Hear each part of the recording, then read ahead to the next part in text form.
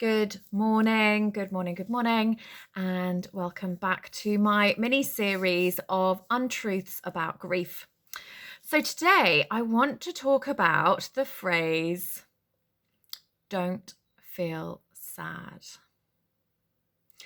Now, again, this is said to people with love and compassion, but it is dangerous.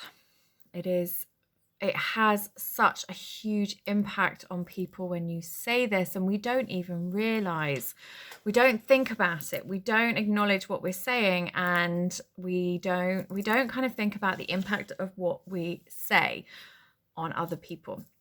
And this is just how it is.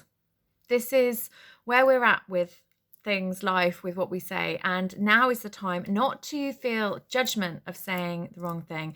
Now is the time to say, oh my goodness, I didn't know that, or I hadn't thought about that, I hadn't realized that. From now on, I can approach this differently. That's what we need to do. And that is one of the things that I want to come out of this mini series, is being able to approach things a little bit differently. And again, not creating judgment on ourselves. We have enough stress, enough pressure, enough negative stuff in our lives. Let's not create more. Let's decide to approach this differently. So when we say don't feel sad, we can put this in lots of different contexts, and I will give a few. But the first one I want to mention is, don't feel sad when we're talking to children, because, sorry, I've got a neighbour walking past sort of waving, trying to acknowledge without too much distraction, but it's total distraction. So back to what I'm saying. Don't feel sad. When we say this to children, when we say this to anybody, what we are saying is, don't feel what you're feeling. Now, when a child comes to a parent because they're sad, and the parent says, oh, don't feel sad, don't cry, which we say all the time. Even now, with all my training and knowledge, it's habit. And I still have moments where I have to stop myself and be like, oh, no. Talk about the emotion they're feeling. Ask them to explain more of what they're feeling, because they're already feeling that feeling. So if you are then saying, don't feel sad, don't feel bad, don't cry, don't whatever they're already doing, you are telling them that they need to stop what they're doing. It's like telling them that what they're feeling is wrong. They shouldn't be feeling it. Now, again, this can cause a little bit like the untruth I spoke about yesterday with Time's a Healer. It can cause isolation if people aren't validating what you're feeling. If people are putting barriers, they're stopping you, those people you're going to trust and love and support you are telling you not to feel what you're feeling, especially as a child. It totally happens with adults too. It happened with me.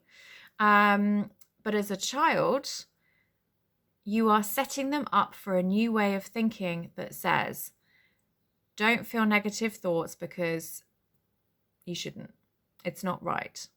It's the wrong thing to do. People won't be able to support you. People won't validate how you feel. People won't get it.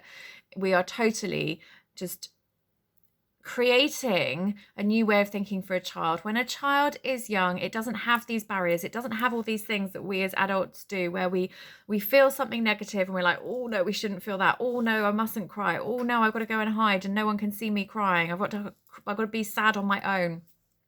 All these things that we think as adults has come from lots of different sources as children, and one of them is the language we use with children and what we are telling children without even realizing. So for example, telling a child not to be sad and don't cry is meant with love, but it's said so often we don't think about the words we're saying. And I do feel really passionate about this because I grew up feeling like negative thoughts were wrong. I grew up thinking that crying was bad, I shouldn't do it, and it is really, really detrimental. So I'm really, really passionate about people just thinking about this and kind of just looking at a different way of approaching it. Still with love, and I know it's coming from love and compassion, but come with love and compassion and say, that's really sad, isn't it? And oh, I bet you do feel sad. Tell me what happened. What else do you feel? Get them to explore their emotions. Right, my time's going to run out on my video. So I'm going to leave it there, but I'm going to come back